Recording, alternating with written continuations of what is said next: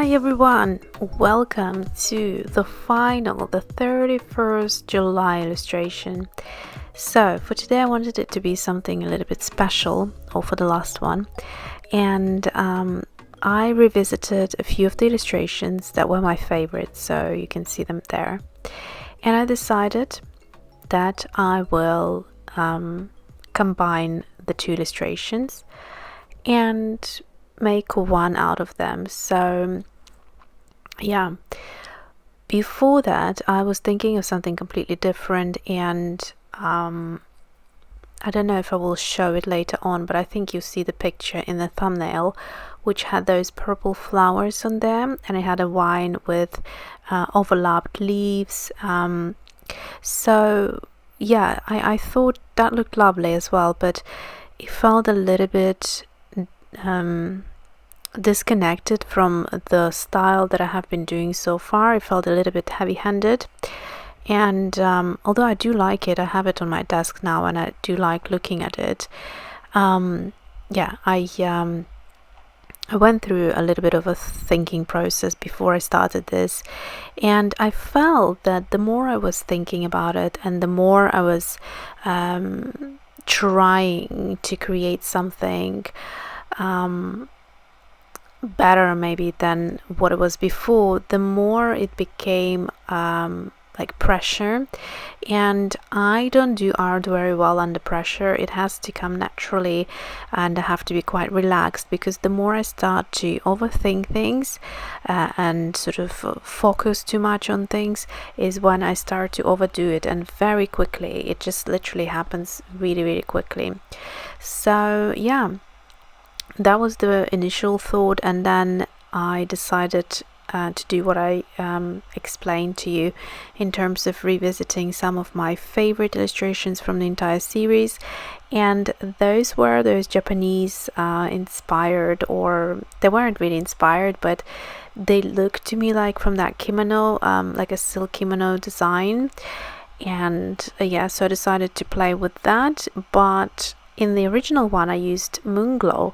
This time I decided to use Shadow Violet because it's a very similar color in characteristics to the Moon Glow, but it's a little bit different. It has a different tone to it, and also very beautiful. And a lot of people talk about Moon Glow, but you hardly ever hear about Shadow Violet, which I don't know why, because they're very similar in terms of their quality. Super gorgeous, and I think two deserve to be in the same palette. They are diverse enough for them to be included side by side. Very beautiful colors. Okay, so that is what I will do.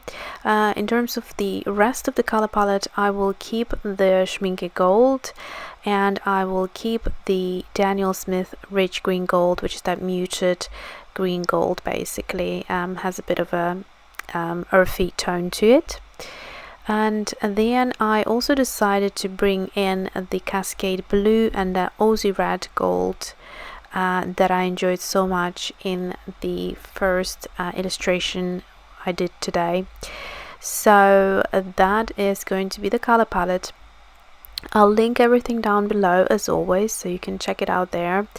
In terms of the composition, I also wanted it to make more of a bouquet, so I tried, as you see, the video is actually a touch longer than all the other ones, and that is because I wanted to create something a little bit more elaborate. And so yeah, instead of doing the usual just couple of flowers, I wanted there to be a sense of filling the page more and have other elements to the botanical composition.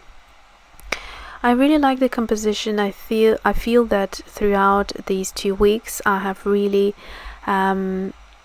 improved my compositions, and they feel very natural at this point, and they feel like when I start drawing I now very quickly know where I want to fill the space, if that makes sense.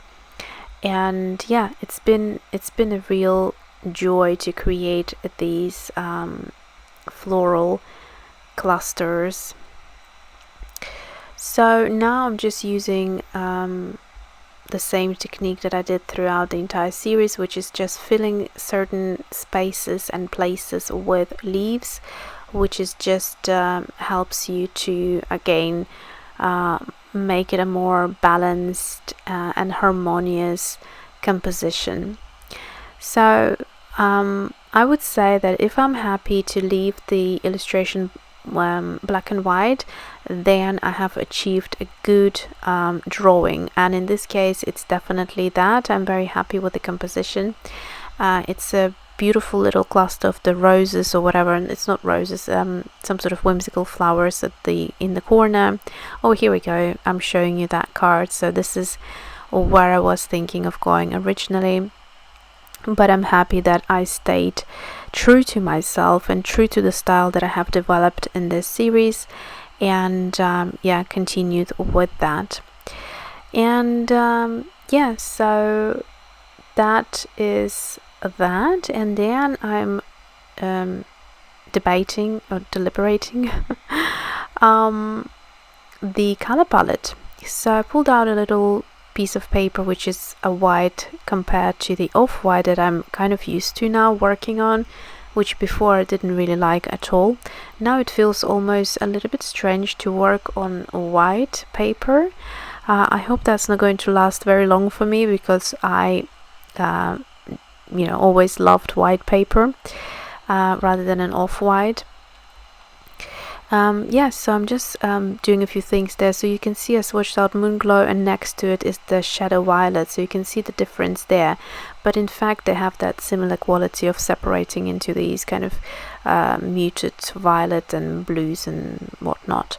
So yeah, there is the Aussie Red Gold and Daniel Smith Rich Green Gold. So this time I really took my time to pick the colors that I wanted. I even so you can see here I loaded up that Aussie Red Gold, and it looks a lot more coral like than on the first swatch on the card, because that was more of a watered out. So you can take this color quite deep as well as light.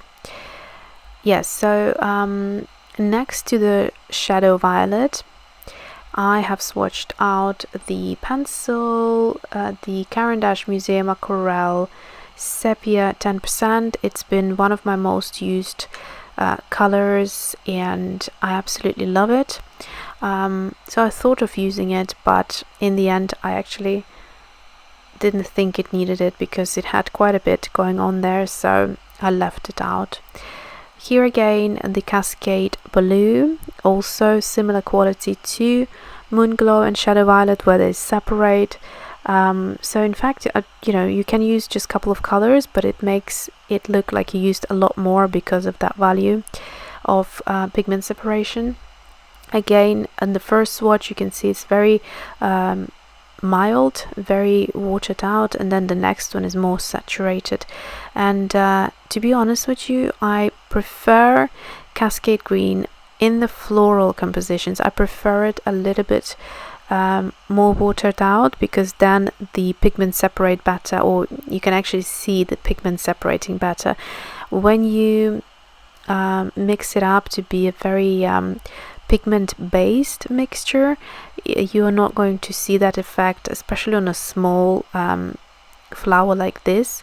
If it was a larger flower, then it would be easier to play around with it, but when it's a smaller space, you know, there's only so much space for the pigment to travel. So yeah, here I'm now moving on to the Shadow Violet, and I was super happy with how these flowers came out, because the pigment separated super beautifully there, and you can see is exactly what I just mentioned. Loads more space there, so I can pull out the pigments quite nicely with a clean wet brush. And yep, then I will shortly move on to the Rich Green Gold, which is right here, and that will sit quite nicely and beautifully in the leaves. And the again, this muted green, yellow green, really works beautifully with the rest of the colors up against that gorgeous coral, which is the Aussie red gold, up against that beautiful shadow violet, which has separated into these violets and blues and whatnot, and even next to the Cascade green, which is a beautiful green blue somewhere in between turquoise. So yeah, the entire color composition works really nicely in my opinion. And actually at this point, looking at it, I think that New Gamboge, if I would add another floral element here, I think that New Gamboge would sit so beautifully, because it's not as vivid and as vibrant as the Aussie red gold, and because I already have the Cascade green and the Aussie red gold being so vibrant, something a little bit more subtle and subdued would be quite nice, which yeah, I might think of that for the next botanicals when I will do it. Speaking of botanicals, I think I'll take a little break from botanicals, and I'm planning to go more into portraits and faces and all of that good stuff. So let's see how that goes, because if I haven't done something for a while, it takes me a little bit of time to get into it. But yeah, once I'm into it, as you can see, I am really into it. So that's what I'm doing here. And then I think I will also add a bit of that rich green gold into the center of the flowers to balance things a little bit more.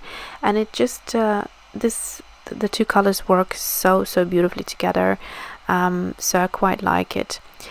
So here I'm just adding a little bit of that Schmincke gold as an accent. And what I also like doing is load the tip of my brush, load it up with this gold and very saturated pigment, hardly any water but mostly just pigment, and just dot it into those berries. It looks so beautiful once it dries.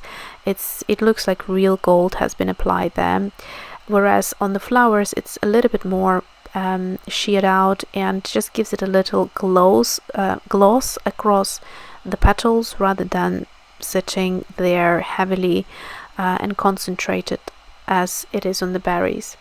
But you'll see it in the close-ups anyway, where I'm going to tilt the page and the paper, and you'll see how the gold reflects. I think it's so beautiful either way, you know, when it's quite concentrated or sheared out. And yeah, I think that is pretty much it. So what am I doing here now? Oh yes, I'm just adding a little accents with that Aussie red gold, which I thought was would really add a nice little touch to mimic that color and repeat it across the page somewhere else.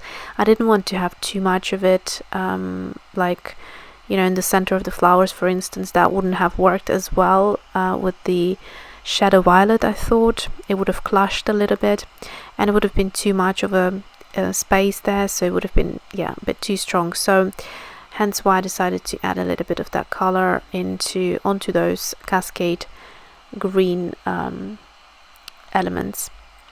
Here I'm going in and just saturating the petals that are supposed to be curled around the center of the flowers with a bit more of a stronger mix of the shadow violet.